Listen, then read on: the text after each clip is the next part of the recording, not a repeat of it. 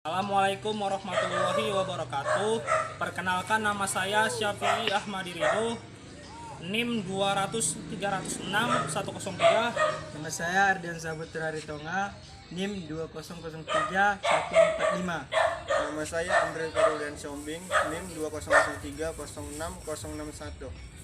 Kali ini kami akan menjelaskan tentang anatomi unggas ternak Gallus domestika dengan dosen pembimbing Ibu Tati Vidianasari. Akan menjelaskan bagian dari caput. Caput itu terdiri dari ini rostrum. Rostrum terbagi dua. Rahang atas yaitu maksila dan rahang bawah itu mandibula. Kemudian ada cera atau jengger. Kemudian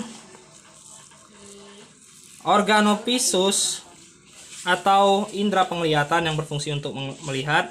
Dan kemudian di sini ada porus acusticus externus, dan di dalamnya itu terdapat membran timpani yang berfungsi untuk mendengar.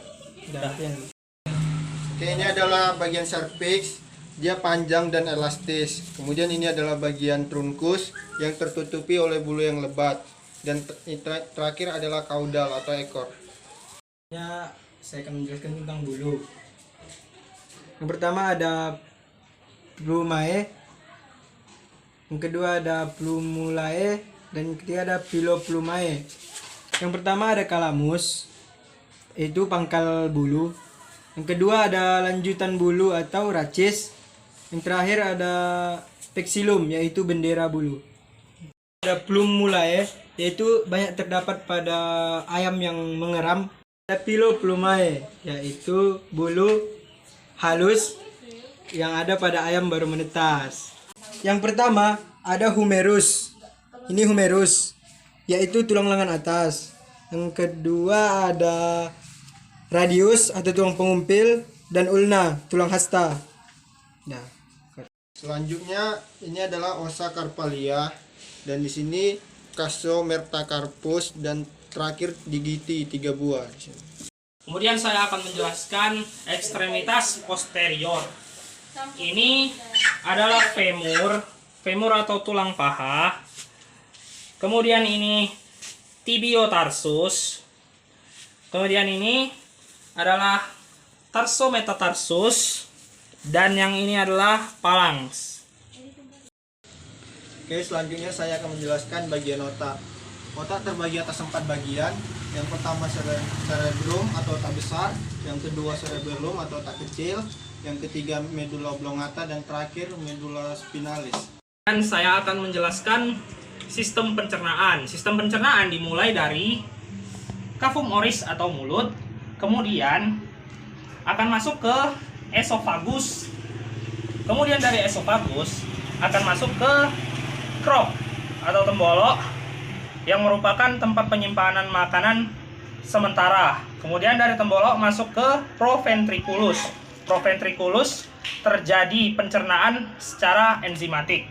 Kemudian dari proventriculus akan masuk ke ventriculus atau gizzard. Gizzard adalah lambung sesungguhnya. Kemudian dari gizzard akan masuk ke intestinum tenue. Intestinum tenue terbagi 3, yaitu duodenum berdampingan dengan pankreas, kemudian jejunum, dan ileum.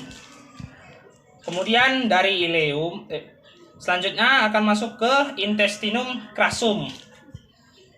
Intestinum crassum terbagi 3, yaitu kolon, rektum, dan cecum. Kemudian akan berakhir di kloaka.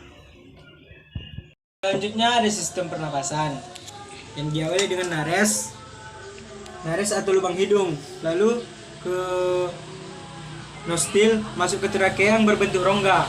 Setelah trakea masuk ke laring menyambungkan ke pulmo. Dan pulmo terbagi menjadi dua, pulmo sinister dan pulmo dexter. Pulmo berfungsi sebagai pertukaran udara. Kemudian saya akan menjelaskan sistem reproduksi. Sistem reproduksi terdiri dari testis sebagai tempat diproduksinya sperma, kemudian masuk ke epididymis sebagai tempat penyimpanan sperma, kemudian vas deferen, kemudian dari vas deferen menuju ke organ kopulasi. Selanjutnya ada sistem sekresi. Yang pertama ada ginjal, lalu ke ureter, lalu ke kloaka menghasilkan urin. Yang kedua ada kulit, itu menghasilkan keringat. Yang ketiga ada paru-paru atau pulmo, itu menghasilkan karbon dioksida. Selanjutnya saya akan menjelaskan organ lain. Yang pertama ada hepar atau hati yang berfungsi untuk menetralisir racun. Yang kedua ada jantung atau cor yang berfungsi untuk memompa darah ke seluruh tubuh.